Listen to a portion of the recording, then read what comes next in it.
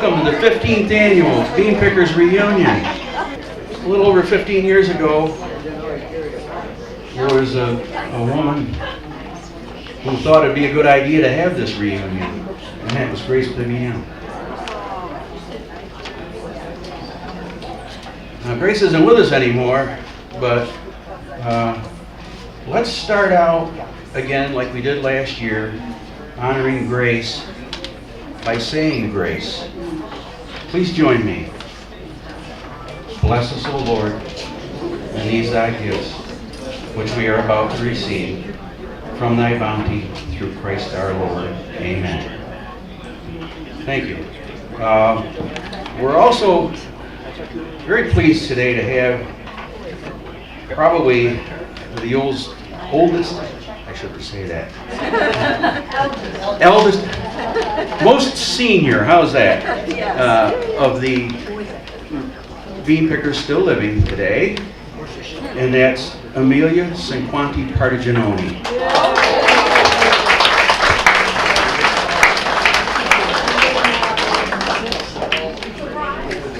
Amelia, we're glad to have you with us today. We missed you last year, and I bring congratulations from your nephew Ron in Florida. He would never come up here because he doesn't drive that far anymore, and he won't fly. We had people today from Cortland, Homer, Rochester, Syracuse, New Berlin, and I'm not sure where else from. If anybody has any place they'd like to recognize the distances, Union Springs. And there's Don Colantoli. Welcome, Don. Hello. Hi, Don. Hello. We have some other things. I want to thank you to Butch Manich and his staff, who have been putting the food on for us for the last several years.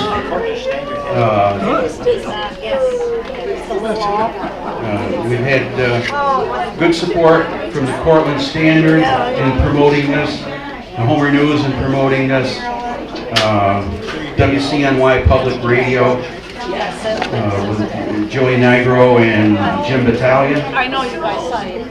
And we have several businesses that donate door prizes. So, and we'll be giving out door prizes throughout the lunch.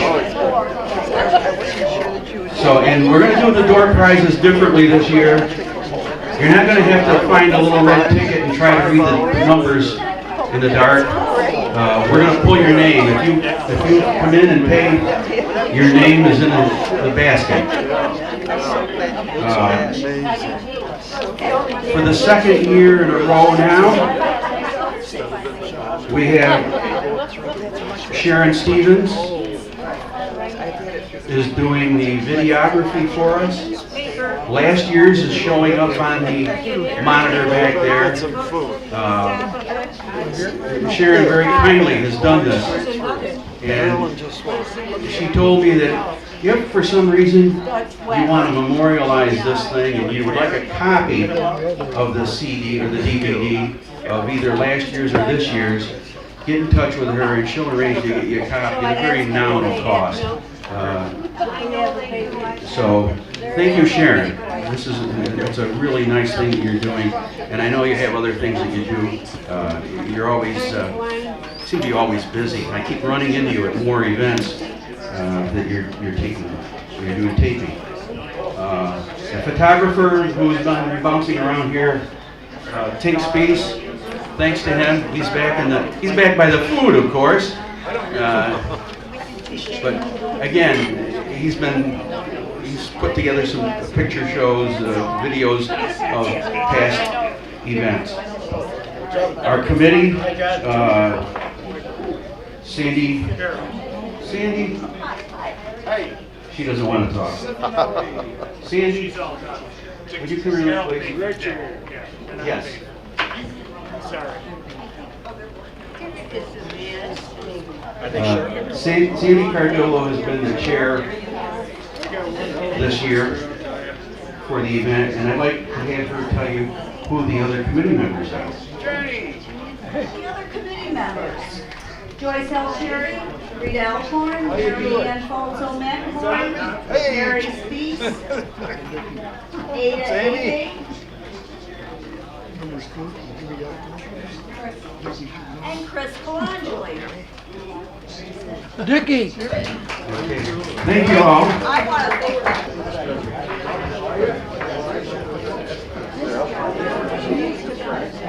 Okay, the first door prize we have today is for Dick Sifinelli. Dick, last one in and he gets the first door prize from Dunkin' Donuts. Keep it with you when you drive down the road. The police will be leaving you alone. We've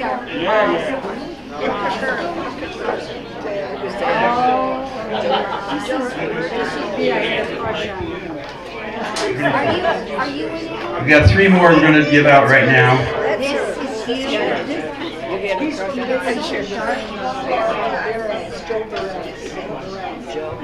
Oh, Jim Farrow. Hey. Right here, looks like a hand grenade. No. These are two guys. What you have to do is pick it up. Pick it up like this. It's good, John. Patricia Camps. Not here. Not here? No.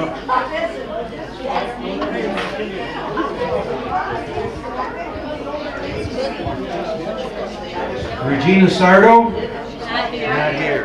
Can I pick them or what? Yeah.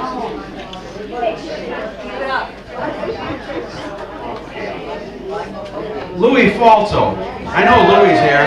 He's here. I see him. Where's Louis? He's back by the food. Can't read it. Does it say it? From Applebee's. Gift certificate from Applebee's.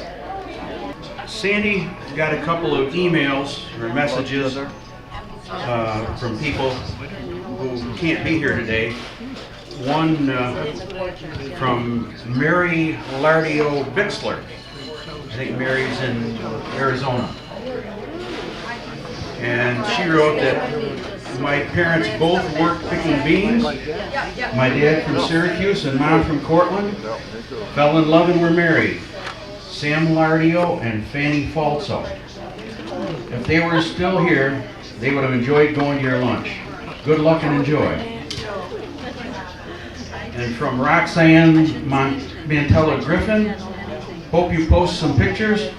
I remember the truck going by the house when I was a kid. Ask the folks, when will I be old enough to pick beans? Foolish her, huh? Sandy, can I get a couple, do some more drawings, please? Okay, Angie Barbado. Angie Barbado?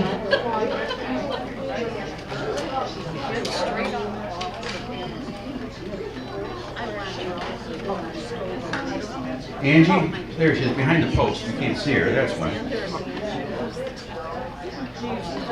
You get a gift bag. Where was that from, Sandy? Indulge. From Indulge. Okay. Never mind. Indulge in what, he said. Nicolina Abate. Right over here, right next to our other winner, Angie. Another hand grenade.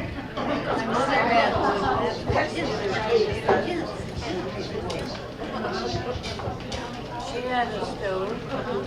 I think it was one of Aunt Nancy's old stoves. Yeah. Old gas Okay. stove. It was pretty. It was No, we're not going to give this guy one. Jim Yakino. Another hand grenade? Yeah, no, this is an envelope. A&W, 2 golf passes. You can go play miniature golf, and you can. Wow, thank you. And you can Win lots of money, Jim. And Deal. Thank you. last one of this batch is Willard Decker. Willard Decker. Okay, another PNC $25 gift card. Okay, now let's get on a little bit more interesting stuff. Karen Hempson is here with us today. Karen has written a book, and I'll let her take over and tell you a little bit more about it. Karen? Thank you. Hi, everybody. This is my third year here, and I can't tell you how happy I am, how much you have welcomed me, because I wasn't a bee picker, but my mom and dad were, and my whole family. My name is Karen Foresti Hempson, and my family's originally from the Utica and Hartford area, but I lived in Cortland for 39 years. My uncle and godfather was a Cifanelli, and he's the cousin of Dick and Carol Cifanelli, so I've had a lot of contacts here. If you remember, I introduced myself last year and told you that there are virtually no books written about Italian-American bean pickers in upstate New York. I came here asking for your stories and received a great response. I heard wonderful, often proud accounts of what life was like growing up as a young bean picker. I do have a little window of time. The book's pretty much completed, and I have a whole chapter on Cortland. And if you have any stories you'd like to share with me, I spent many hours on the phone with some of you. I would be really happy to take your story down. I still have time, maybe a month or so. This is an aside. My aunt, who's going to be 95, she once told me that she didn't know that she was poor.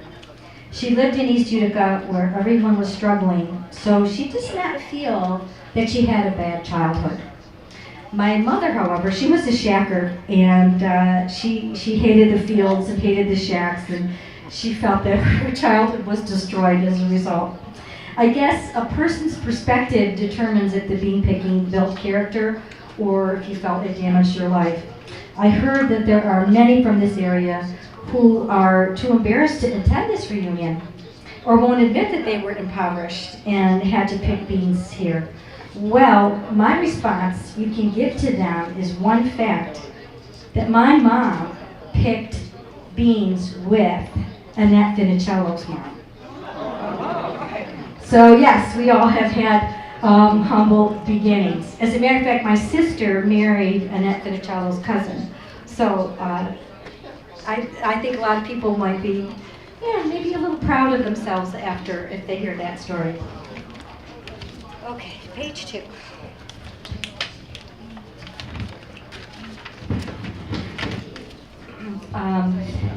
I felt in writing this book, it took me 3 years, and the key is that you all worked hard to pull yourselves and your families out of poverty. That is all that your ancestors wanted for you, was a better life. And that is what you did. Many of you became, as I spoke to you, beauticians, jewelers, bankers, farmers, blue-collar workers, shop owners, politicians, teachers, businessmen, lawyers, and clergy.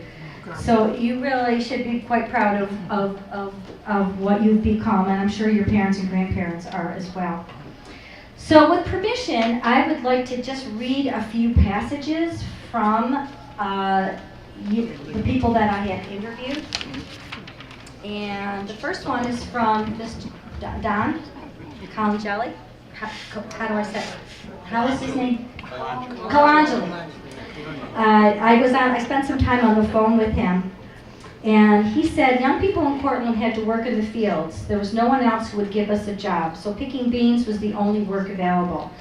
We feared the field supervisor who oversaw the bean pickers. He had a long nose the size of a pepper. So we called him Pepper Nose. I love that story. A truck transported us to the fields and back. We hardly made money picking in the hot sun. So some of us learned how to cheat on the weight of the burlap sacks to make a few pennies more. We placed a 5 to 10 pound stone in the middle of our sack, making sure it was surrounded by beans. When it was placed on the scale for weighing, the rock made no noise. It had to be packed right, or else the stone could clang on the scale. The Shackers from Pennsylvania had to live in converted stables for horses and circus animals on Route 11 in Homer. They were transported to the fields by the same trucks I rode on from my house. One time, as our truck swung by to pick them up, they yelled, "Anybody from Cortland?" We proudly yelled back, "Yes, we're from Cortland." Then dirty water was hurled on us. The next time they asked that question, there was silence. This one is from Irene Perfetti, some of her memories. The Halstead Canning Company employed my mother to clip the ends of the beans at her home. Delivery trucks carrying up to 400 pounds of beans dropped them on her table. When my mother finished clipping the bean ends with a knife, the trucks would collect them and deliver more loads each day. She desperately wanted to attend the county fair, which lasted only a week during the summer, but she never got there with all the painstaking work on her table. I offered to take her when I returned from the bean fields, but she felt compelled to complete the bean clipping. That work ethic.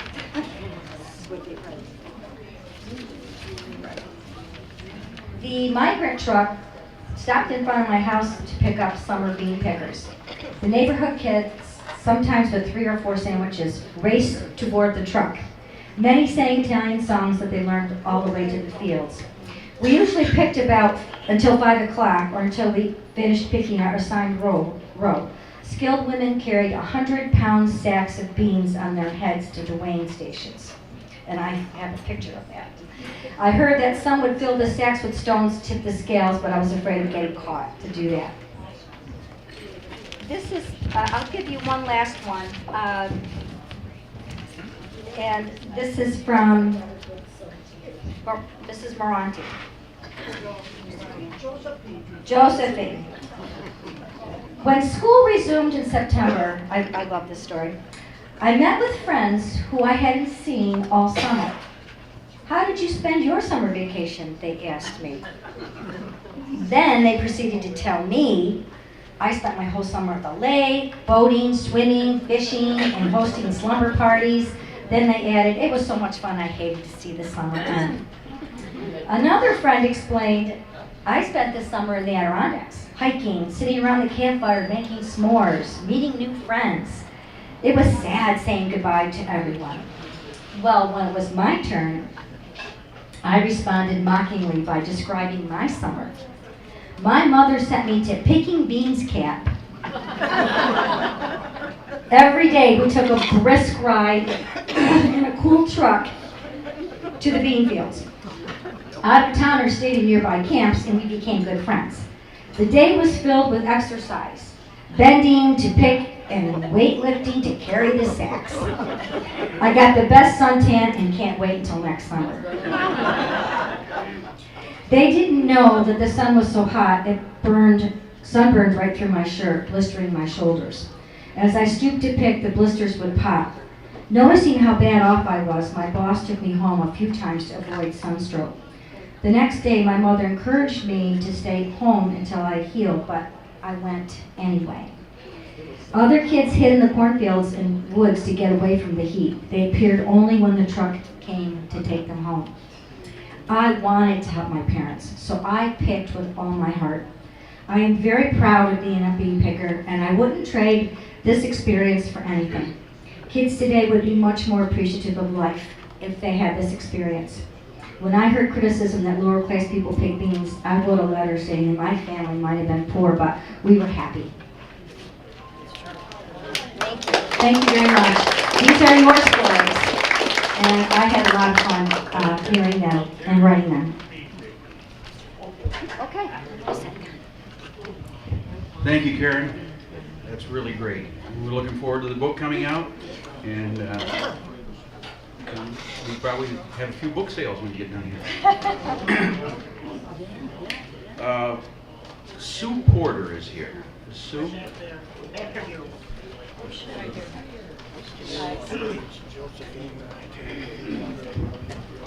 Josephine Moranti, you have a phone call? Yeah.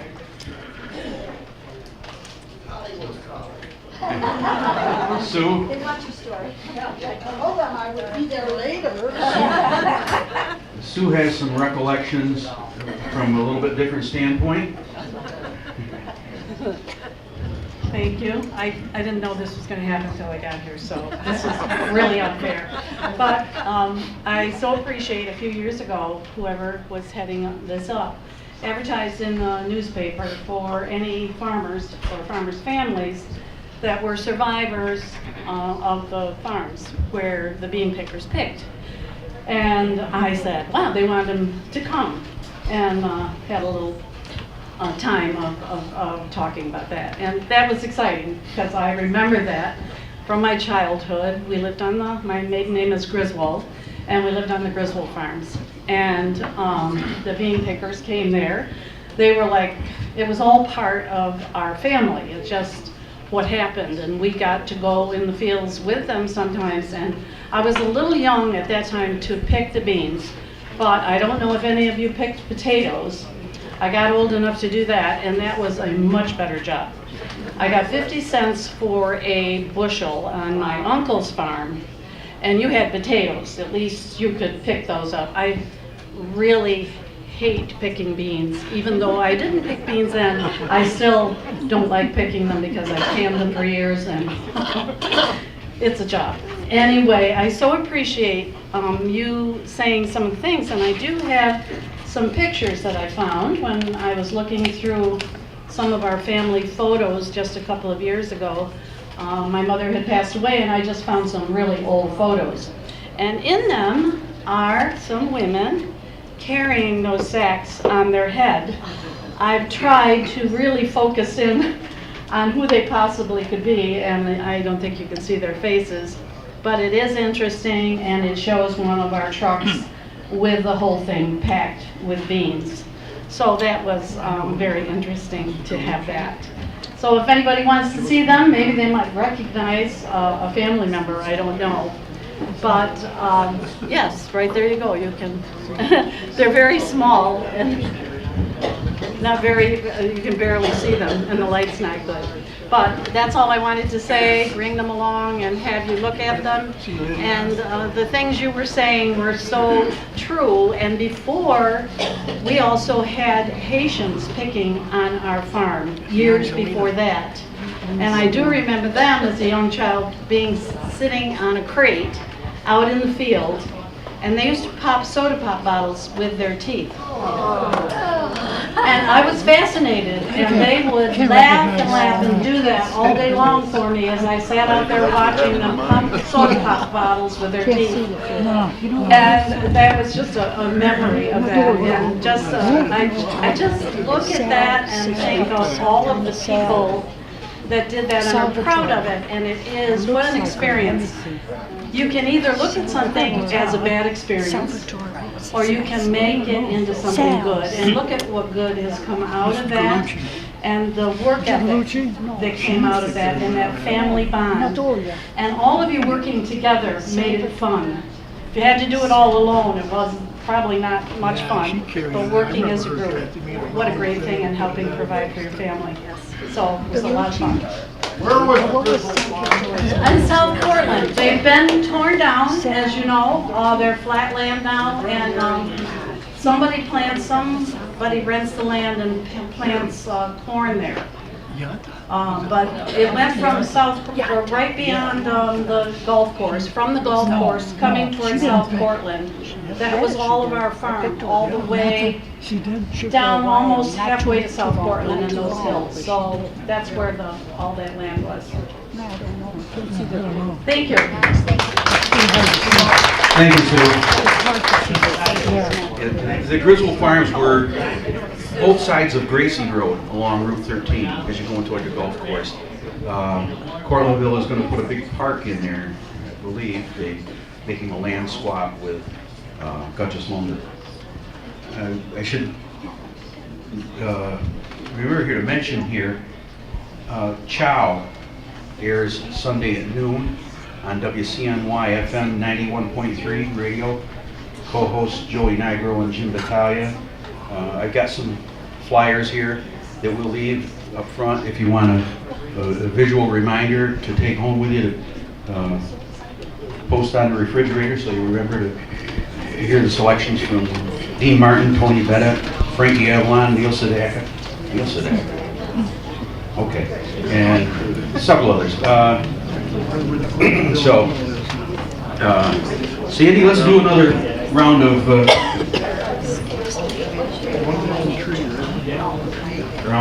drawings here. Jim, would you pick your foot up? Thank you. You're all right. No, you're all right. No,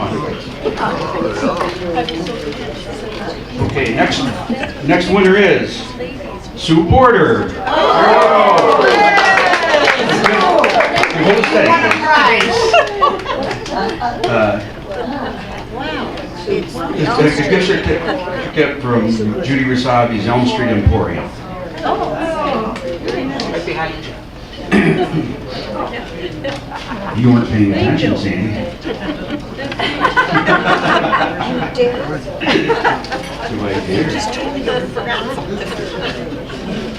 Louis Fortini.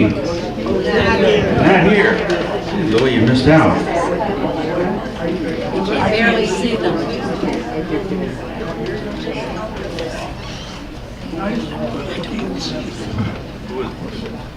A&W2 golf passes. Tate Spees. He needs to play golf. He does.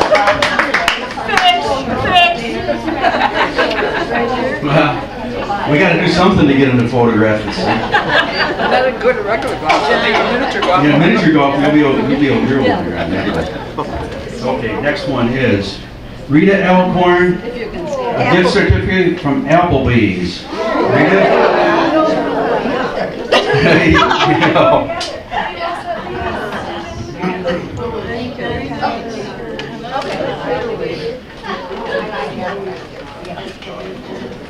And one more here. Let's see who we got.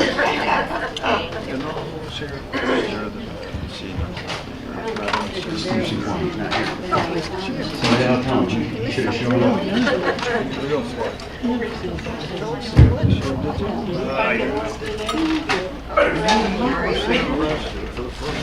Sam Farrow.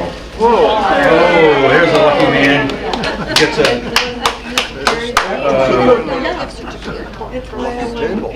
Cortland Produce $25 gift certificate. There you go. I don't like red meat. Okay, at this point, I'd like to open it up a little bit for anybody that has some more memories to share with us.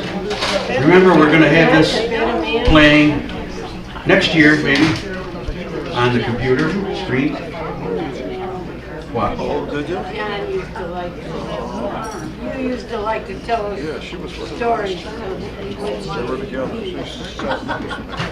Nobody remembers anything? What, you got all amnesia or something? Yeah. Joey Nigro's mother, Gilda, is here. And I don't know, those of you who were here last year remember she serenaded us a little bit. Joey, Julie, would you please come up?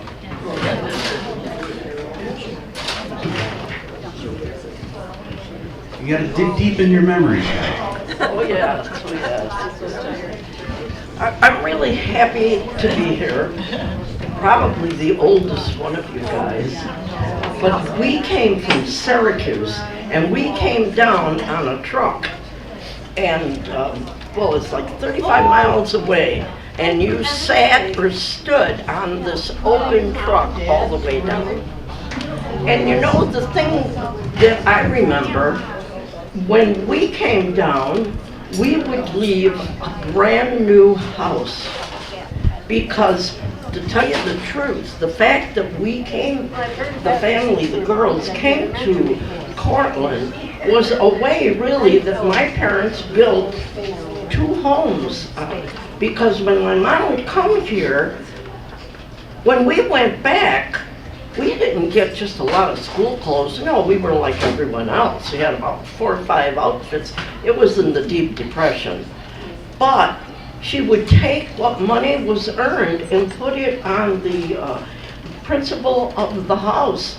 And they ended up with 2 great houses. So that really was due to the fact my dad worked at Saudi Process, and they only worked 3 days a week. But our coming to Cortland, in fact, I have a picture home, which I should send a copy, and it's of several of us all standing in the roadway where all the shacks were. And I should give her a copy. It's great to have really in the book, and you talked about what happened with people that did come here. Well, my cousin came 1 year with us. My mother really made him work hard, but he became the vice president of Kraus-Heinz manufacturing plant. But he talks about the days here, and to him it built character, like really we all believe that. And I believe I already talked about the memories of going up and filling the sacks. My mother would make all the mattress ticking, and we went up to the silo, whatever it was. You climb this ladder, which I'm terrified of heights, and you filled the sacks, and I remember that every morning you fluffed them up. And I think I told you that I put pictures on the wall, made a vanity, but with a mirror, with a skirt. I had to feel like home. But the worst part for my sister Claire and I, we had a lot of freckles. When we came home, you had about 3 days before school, and you slathered on that. I think I remember the picture with the peacock trying to get rid of some of the freckles before you went to school. But I think of that today, and I would love to know exactly where these shacks were. Who did you pick for? Right here. Homer or Homer? Here. Right here, they were. Oh, and of course, every night we went to have Della's for ice cream. Back with Footy's Freeze. Intersection Yeah. They were just out here and back with Footy's Freeze, the ice cream store. Yeah. Really? Yes. Well, thank you very much, and thank you for inviting us. We love coming. Thank you very much, Joe.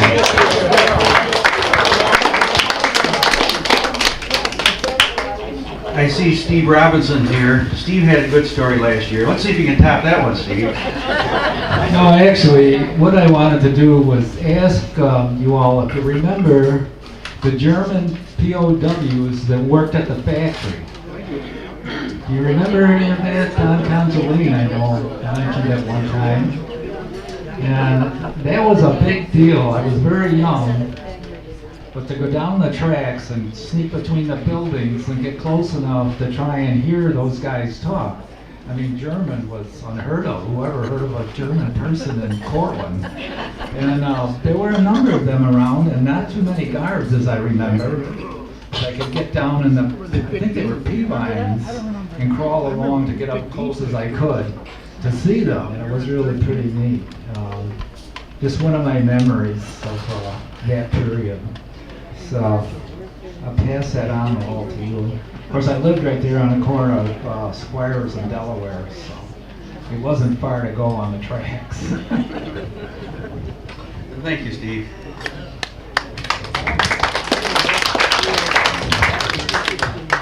Do we have any?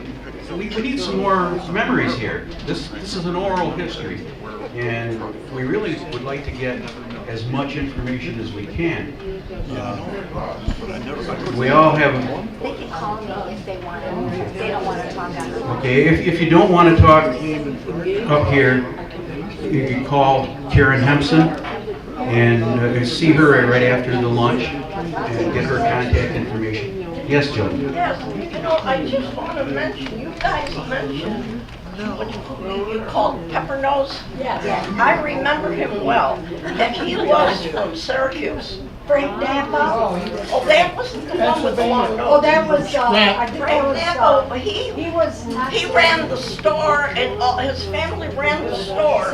He was one of the top ones, but the man that you spoke about, he was one of the people that, like you said, he was one of the bosses.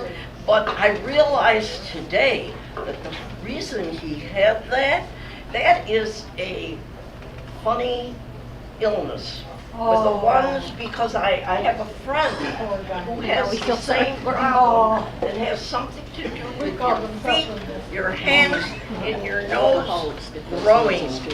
Wow. But he really wasn't a bad guy, but he did scare you.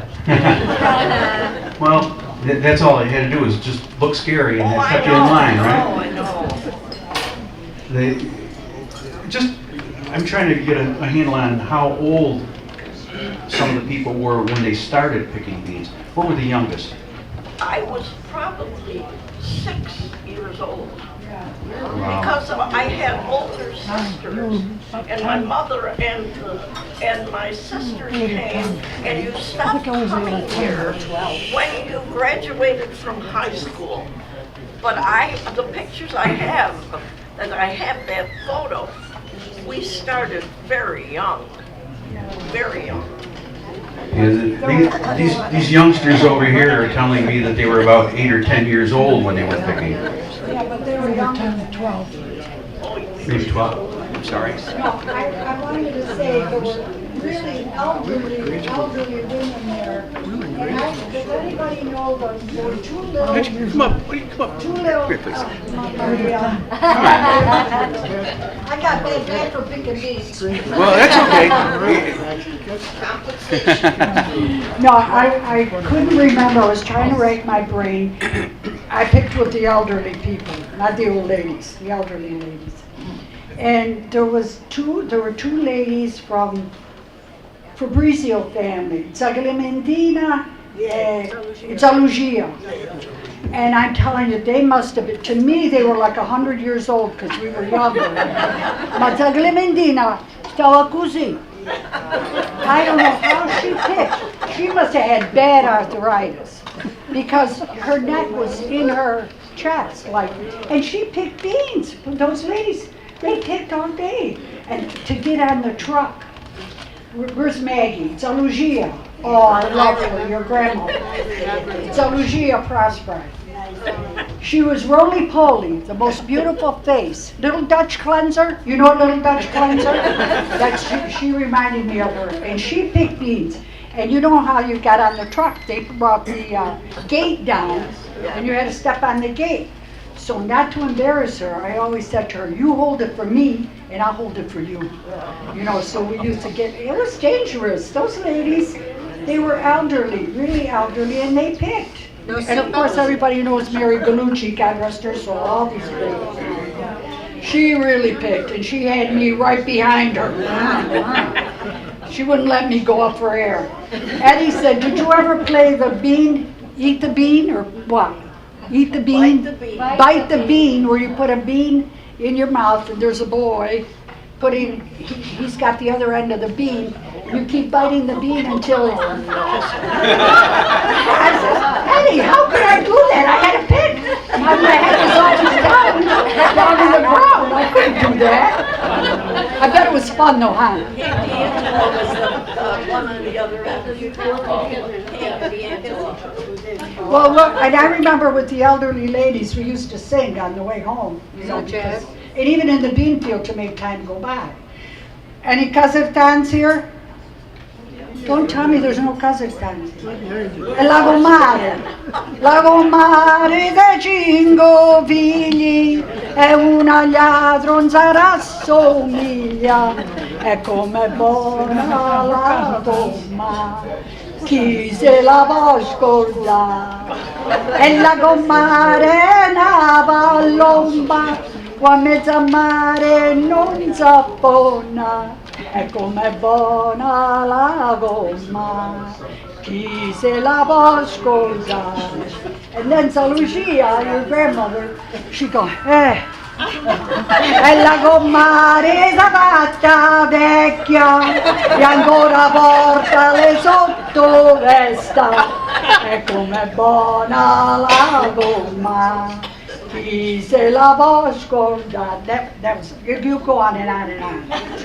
But now I gotta translate. Okay, we all had fun and I'm proud to be a bee vicar. Thank you very much. Thank you. Sandy, let's do some more prizes here. We got to empty the basket.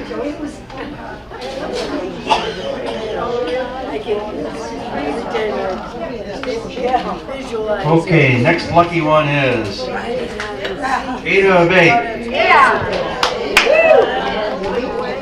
Eastside Bakery. Eastside Bakery. There you go. More goodies. Let me know when you pick them up. Coffee will be out.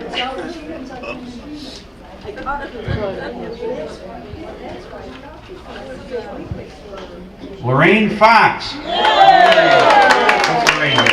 Doug's Fish Fry. Doug's Fish Fry. Good for Friday evening.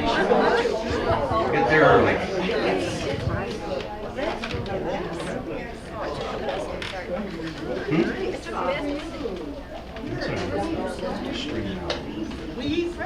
Diane Robinson. Diane, what do we got for her? The Cinch Store. The Cinch Store. Cinch Art Space.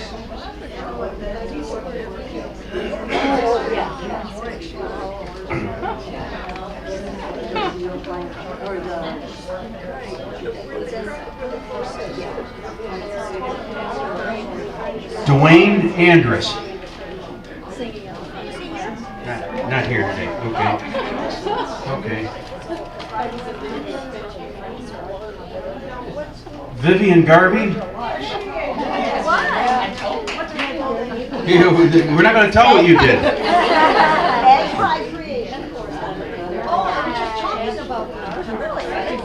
What's she had? Magpie. Okay. This is Cortland Buffet. Cortland Buffet. It's not Italian. Steve Robinson.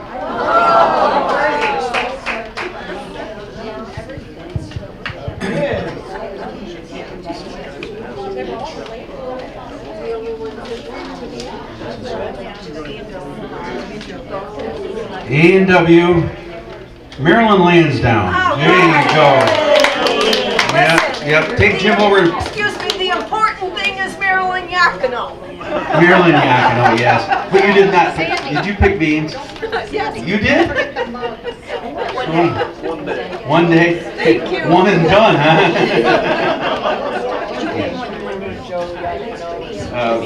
We got a few more. Let's run through these. There's what? 6 of these? Okay. All right. Why don't you just leave the basket? I know it. I love carrying it around. You're just too possessive, Sandy. You know? You don't trust me to not lose it, right? That's right. Experience. Jim McNamara. Oh, he's a good. Okay.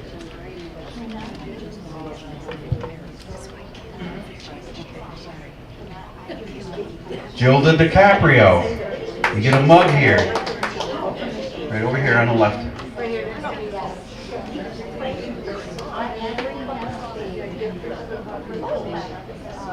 Where was that from, Sandy?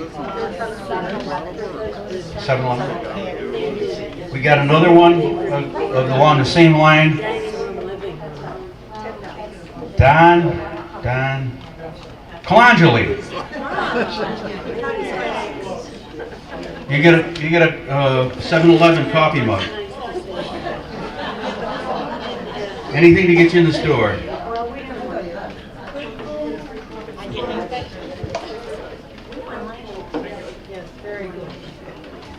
Free coffee. Okay. Okay. This one here is my favorite sister, Barbara Ferris.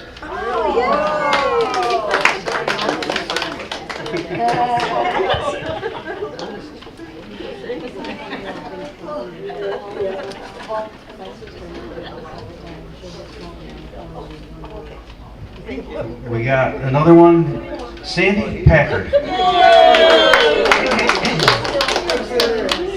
Congratulations, Sandy.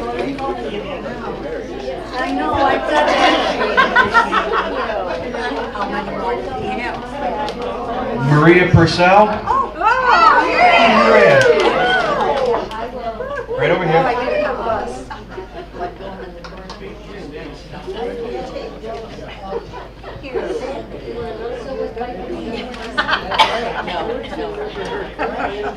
I can give one for tomorrow.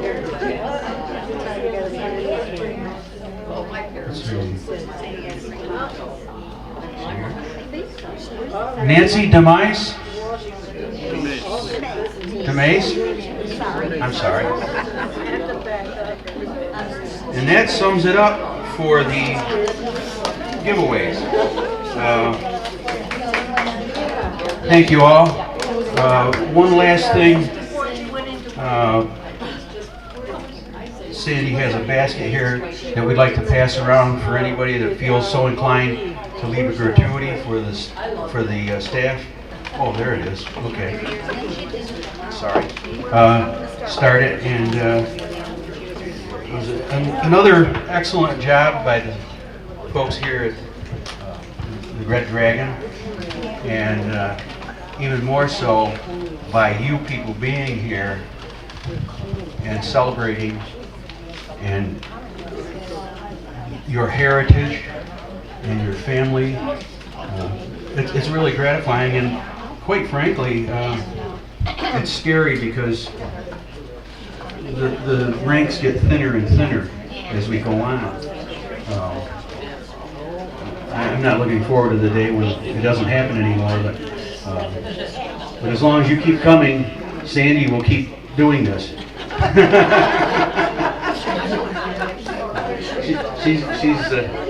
She's on the committee for life. Oh, you went. Thank you. A great job as usual. We'd like to keep coming back. You got anything you want to tell us? Turn down to everybody, and I wanted to know where you put the rocks in your bag. Is it in the bottom or in between? In the middle. Okay. All right. Thank you. Okay. Did you find any rocks in the beans that you took for us? No. Okay. Let's have a hand for Sandy and her group that worked to put this together. They do it year after year. They've been doing it, and they do a great job. They get nothing but some satisfaction out of doing it, and they enjoy it. And Sandy enjoys giving me orders. With that, thank you all for coming today. Enjoy your trip back home, wherever you're going, whether it be local or long distance. Please be safe, and please put the date on your calendar for next year. It's the Thursday after Labor Day. Right, Sandy? The Thursday after Labor Day next year.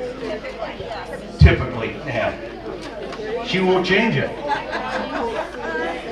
Thank you very much. Have a good evening. Ciao.